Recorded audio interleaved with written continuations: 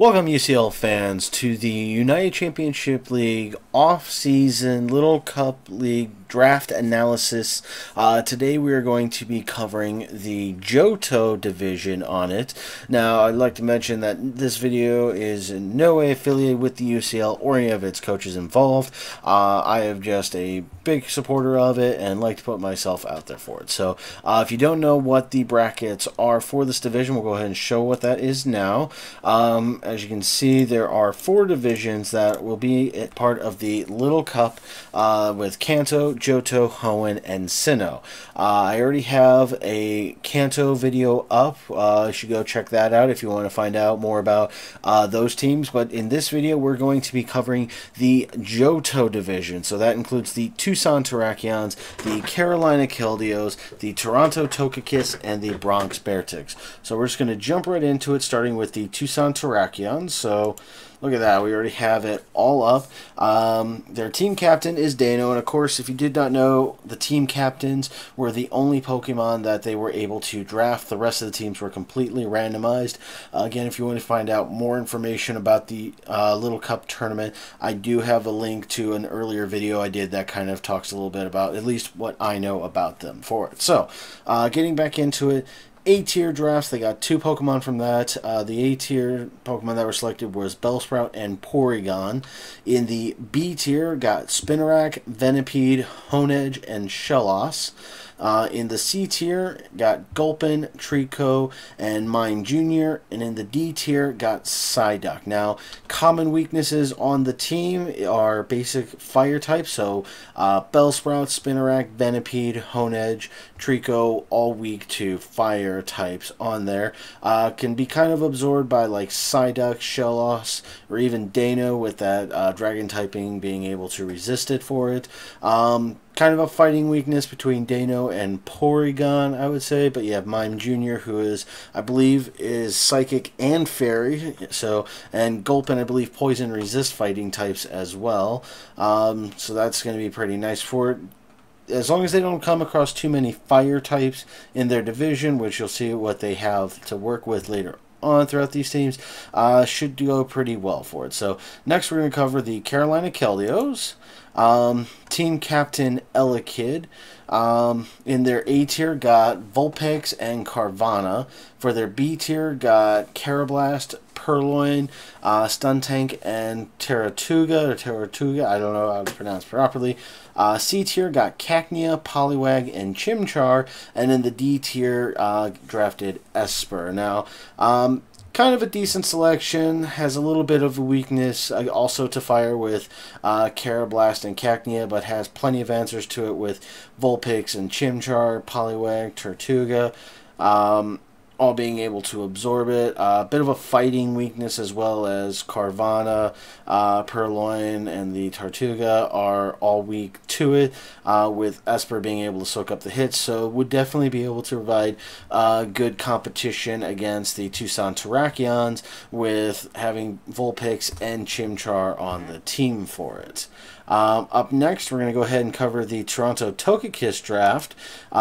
Toronto Togekiss with their team captain being Togepi. A-tier drafts are Abra and Skrelp.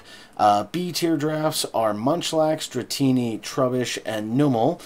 C-tier with Duskull, Electrike, and Nidoran female, and then a D tier with Hoot Hoot. All around, I would say the Toronto Togekiss probably have one of the best drafted teams in the entirety of the UCL Little Cup tournament.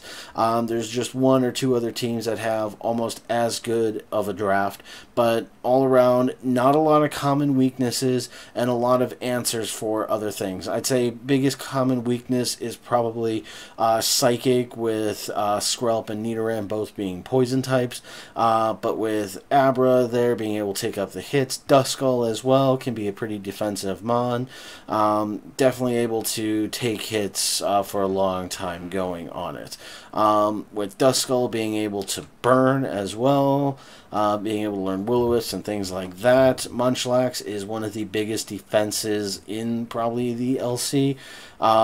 Trubbish, another poison type that's weak to Psychic. So, but I would not foresee him bringing Skrelp, Trubbish, and Nidoran female, considering he has such variety to choose from. So I would imagine if he does bring it, he'll bring one of the three in each of the battles. But he can even choose to go with none of them, especially if they have any big Psychic types, like how Carolina Keldeos has Esper that can help them out with. Psyduck can get some Psychic attacks as well, I believe. So, you know, it'll be interesting. I think Toronto Togekiss are going to do well in this, but because they do have such a well-rounded draft in there compared to some of the other teams. Final team is the Bronx Bearics. Team captain is Zorua, so it can be very sneaky with that illusion ability. In the A tier, managed to get Shellder and Staryu, so able to set up spikes with Shellder, which would be nice, or also spin them away if need be.